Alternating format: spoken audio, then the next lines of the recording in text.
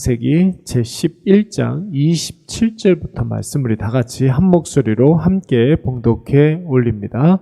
데라의 족보는 이러하니라. 데라는 아브람과 나홀과 하란을 낳고 하란은 롯을 낳았으며 하란은 그 아비 데라보다 먼저 고향 갈대아인의 우르에서 죽었더라. 아브람과 나홀이 장가 들었으니 아브람의 아내 이름은 사레며 나홀의 아내 이름은 밀가니 하란의 딸이요 하란은 밀가의 아버지며 또 이스가의 아버지더라.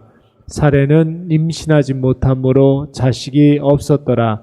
데라가 그 아들 아브람과 하란의 아들인 그의 손자 롯과 그의 며느리 아브람의 아내 사레를 데리고 갈대인의 우르를 떠나 가나안 땅으로 가고자 하더니 하란에 이르러 거기 거류하였으며 데라는 나이가 205세가 되어 하란에서 죽었더라. 아멘. 오늘은 사레의 부림에 대해서 한번 생각해 보도록 하겠습니다. 지난 시간에 우리는 하나님이 함의 자손에게 그들의 언어를 혼잡하게 하심으로 더 큰 죄로 나아가지 못하도록 하신 일과 또 셈의 자손들이 수명을 줄어들게 하신 일을 묵상해 보았습니다. 여러분, 왜 하나님께서 함의 자손들의 언어를 혼잡해 하셨습니까? 셈의 자손들의 수명은 왜 또 줄어들게 하셨습니까? 두 가지 다 죄에 더 가까이 가지 못하도록, 죄에 대해서 더 많이 노출되지 못하도록 하나님이 은혜로 주신 일이었습니다. 여러분, 인간에게는 오래도록 살면서 높은 곳에 올라가서 많은 것을 누리는 것이 중요하게 느껴지겠지만 하나님에게 있어서 중요한 것은 그런 것이 아닙니다. 인간이 죄에 더 가까이 가지 못하도록 하는 것, 그것이 바로 하나님에게 가장 중요한 일입니다.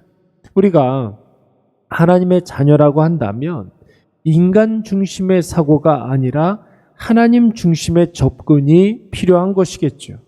죄에 대해서는 더욱 그래서 우리가 민감하게 반응해야 하는 것이고 우리의 삶 가운데 죄 지을 확률을 조금이라도 줄이는 것이 중요합니다.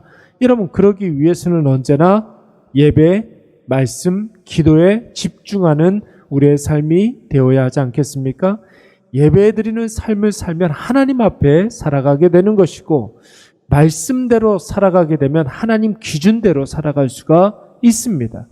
기도하며 하나님 아버지 앞에 나아가게 되면 하나님께서 반드시 우리의 필요와 우리의 연약함을 하나님의 전지전능하심으로 채워주실 줄로 믿습니다.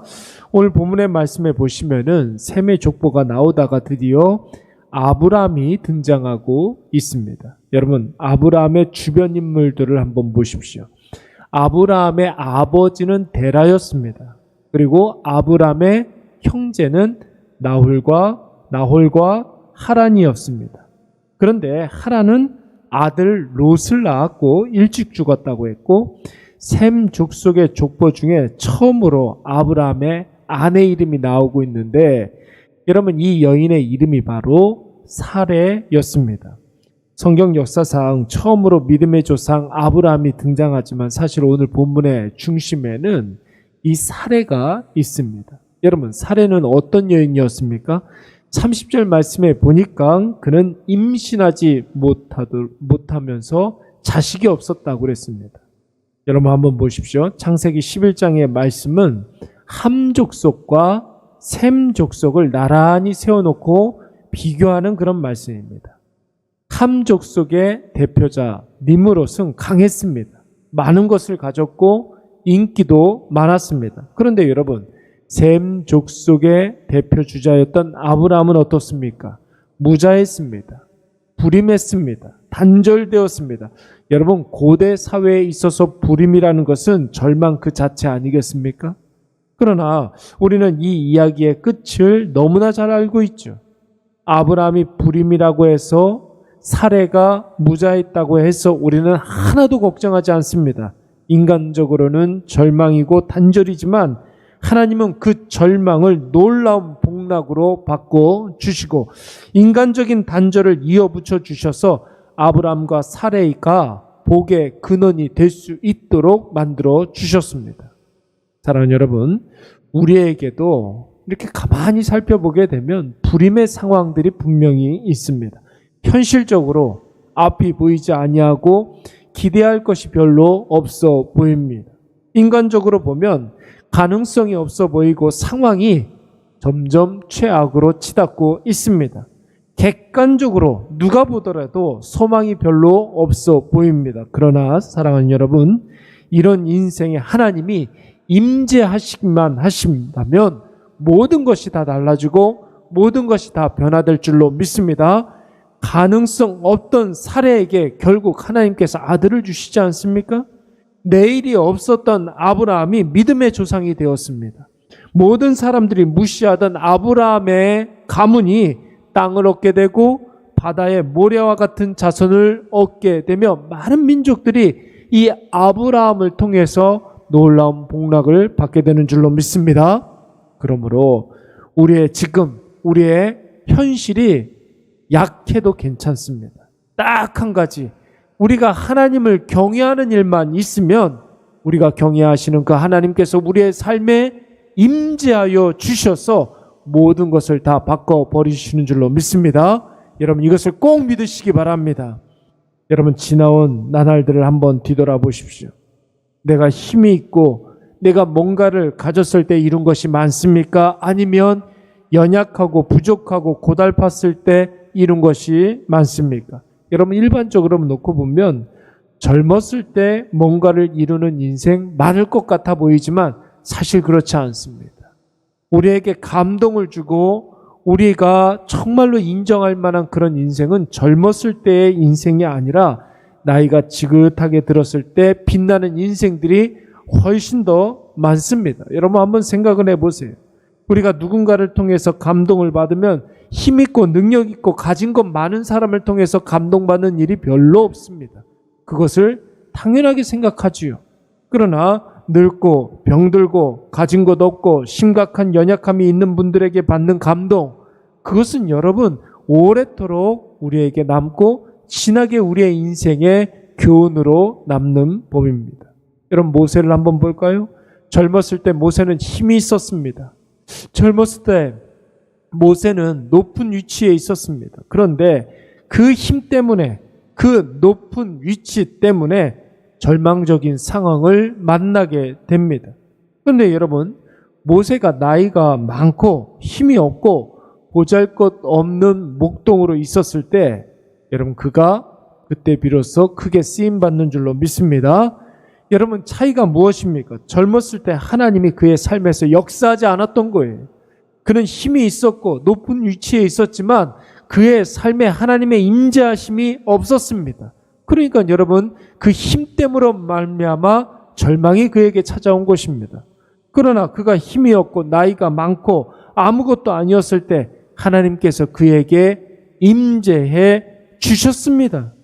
그래서 그가 힘이 있었던 것이고 힘있게 쓰임받을 수가 있었던 것이고 그가 하나님의 임재하심을 힘입어서 능력있게 쓰임받을 수가 있었던 것입니다. 이것이 바로 하나님을 경외하는 사람들의 특징이라는 것이죠. 상식적으로 봤을 때 약하면 아무것도 할 수 없는 것처럼 보이지만 하나님에게는 그렇지 않습니다. 안 될 때, 없을 때, 연약할 때 하나님께서 그에게 임재하여 주셔서 그 연약함을 사용하여 주셔서 생명이 살아나는 놀라운 역사가 일어나는 줄로 믿습니다. 문제는 우리의 삶에 하나님을 경외하는 일이 있어야 한다는 것입니다. 예수님의 족보에 여러분 선명하게 나타나는 여인 5명이 있습니다. 여러분, 먼저 이방 여자 다말, 어떤 사람이었습니까? 기생분장을 해서 시아버지에게 아들을 낳은 여자였습니다. 몸으로 생계를 유지하던 라합, 여리고성의 유명했던 기생 라합, 이방 여자이자 과부였던 룻, 다윗에게 강간을 당한 여자 밧세바, 산골 마을에 혼전 임신한 이름 없는 소녀 마리아. 여러분, 세상에 약해도 이렇게 약한 사람들이 어디 있겠습니까? 그런데 하나님을 경외했더니, 하나님께 경외함이 있었더니 하나님이 그들에게 임재하여 주셔서 인간적인 모든 연약함을 강력하게 사용해 주신 것입니다. 그때 그들의 삶을 통하여서 하나님께 영광 돌려드리는 일들이 있지 않았습니까? 사랑하는 여러분, 주변 사람들의 시선으로 우리 자신을 판단할 필요가 없습니다. 뭘 좀 가졌다고 생각하는 그런 사람들 우리가 부러워할 이유가 하나도 없습니다. 그런 거 아무것도 아닙니다. 하나님이 없으면 거품처럼 모든 것이 한순간에 다 사라지는 것들이죠. 여러분, 가진 게 없어서, 보잘것 없어서 사람들이 여러분을 무시하고 투명인간 취급합니까? 여러분, 그러나 우리의 삶에 하나님을 경외하는 삶이 있으면 됩니다. 하나님을 경외하는 사람에게 하나님께서 임재하여 주셔서 그들의 인생을 가치 있게 하실 줄로 믿습니다. 오늘 이것을 꼭 기억하셔서 나의 연약함 때문에 한숨 쉬지 마시고 하나님만 바라보시면서 하나님을 경외하시기 바랍니다. 하나님이 반드시 나의 삶 가운데 임재하여 주셔서 놀라운 역사가 일어날 줄로 믿습니다. 우리 말씀을 생각하면서 한번 기도하도록 하겠습니다. 어떠한 상황에서도 하나님만 바라보게 하여 주시옵고 하나님만 경외하는 하나님의 사람들 되게 하여 주시옵소서. 기도하시고 인간적인 연약함 때문에 한숨 쉬지 아니하고 하나님 은혜만을 구하게 하여 주시옵소서. 사람의 판단으로 나를 규정짓지 않게 하시고 하나님의 기준으로 살아가게 하여 주시옵소서. 우리 다 같이 한번 통성으로 기도하도록 하겠습니다. 사랑이 많으신 하나님 아버지, 참 감사합니다.